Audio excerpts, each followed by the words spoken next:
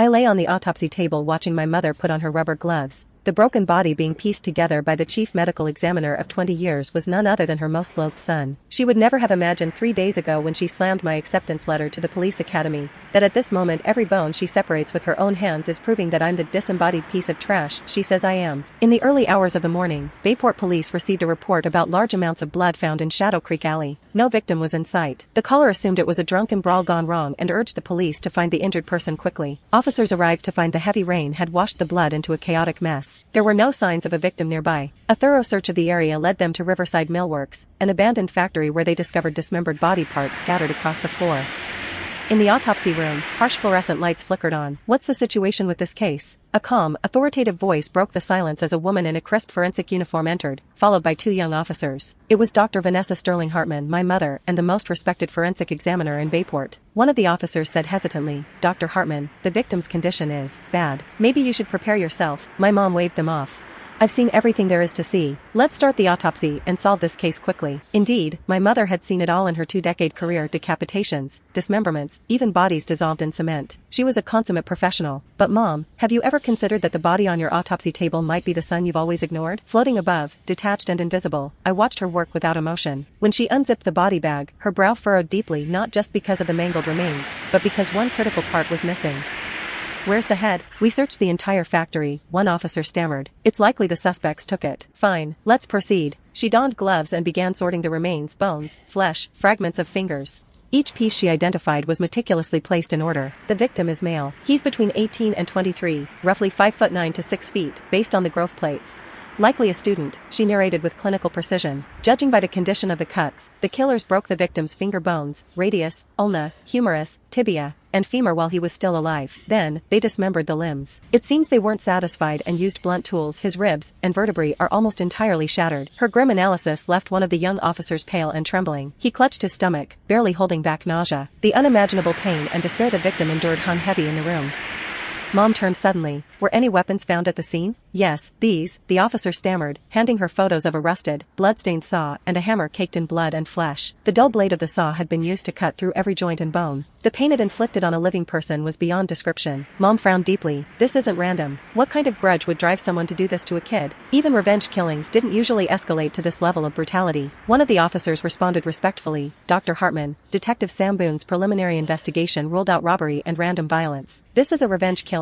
The team is cross-checking recent cases of missing persons citywide." "Good," she replied tersely. She resumed reconstructing the remains, hoping to uncover clues, but her efforts were in vain. Even dental records, often a surefire way to identify a victim, were useless because the suspects had taken the head.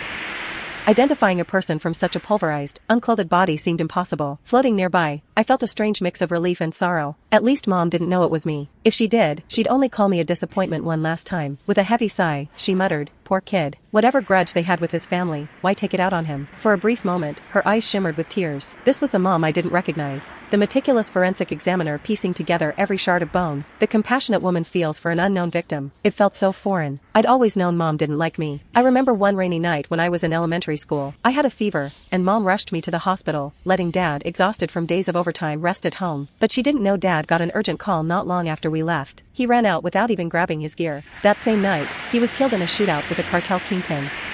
Mom was the one who handled Dad's autopsy. I was too young to understand death back then, but now I realize how traumatic that must have been for her. Maybe Mom blamed me. If I hadn't fallen ill that night, Dad might still be alive. Looking at her now, I couldn't blame her. Her focus was interrupted by a sudden ringtone. She stopped mid-motion, glaring at the 2 officers. "It's not us," they said quickly. Mom checked her phone. The call was from Rachel, my aunt. "I'm busy," Mom answered curtly. "Vanessa, do you know where Elijah is?" "His phone's off, and no one's seen him." "Elijah?" Mom frowned. "I don't know. I yelled at him yesterday. He's probably sulking in some gaming cafe. Leave him be." Rachel's voice grew concerned. "You yelled at him?" "Vanessa, he was so excited yesterday.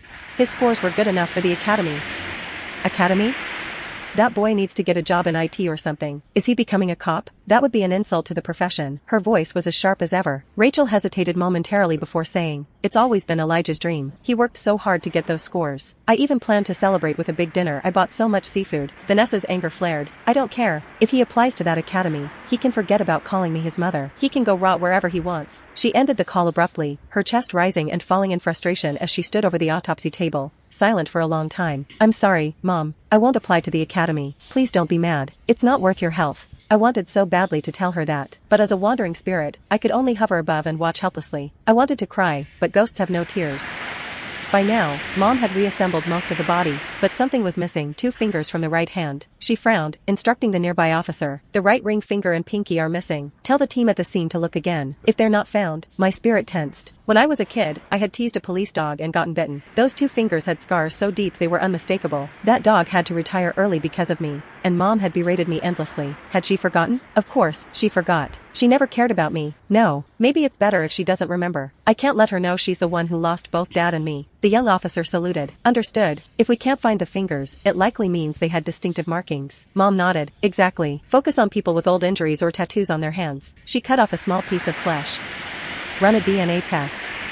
Cross-reference it with the database. Find any immediate relatives. I felt a wave of panic. If they ran DNA tests, they'd figure it out quickly. Mom, don't do it. Don't run the DNA. Drop this case. Please. But my pleas fell on deaf ears. She couldn't hear me. Mom worked tirelessly in the autopsy room for hours. She had arrived early, and it was already dark again when she stepped out. Dr. Hartman, you've worked so hard, one of the officers said. Mom nodded slightly, about to head home when she saw Rachel waiting anxiously near the station entrance. Vanessa, Elijah's been missing for more than a day now. I talked to his friends, they haven't seen him. I even checked all the gaming cafes near the school, but he was nowhere. What do we do? Mom's face tightened with annoyance. This is just one of his tricks to get me to let him apply to the academy. It's not going to work.